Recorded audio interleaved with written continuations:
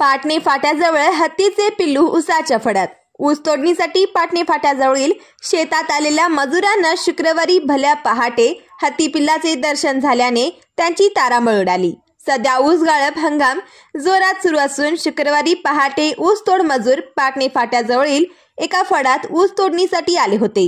अचानक फडातून हत्तीचे पिल्लू बाहेर आल्याने त्यांची तारांबळ उडाली। जीवाच्या आकांताने एक बैल फडात सोडून त्यांनी दुसरा बैल घेऊन जवळील घराचा आसरा घेतला।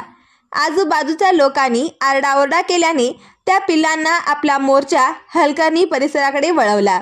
दरम्यान पाटणे विभागाला कळविले असता वनक्षेत्रपाल प्रशांत आवळे, वनपाल डिसोजा यांनी हत्ती हाकारा गटासह त्यांच्या पिल्लाचा शोध घेतला, परंतु त्याने हुलकावणी दिली।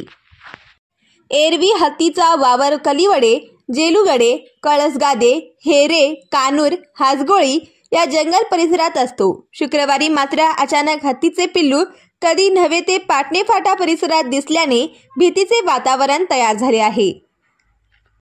सध्या तालुक्यात अन्नासह 2 पिल्लांचा वावर असून त्याच्यातील एक पिल्लू शुक्रवारी अचानक पाटणे फाटा परिसरात दिसून आले।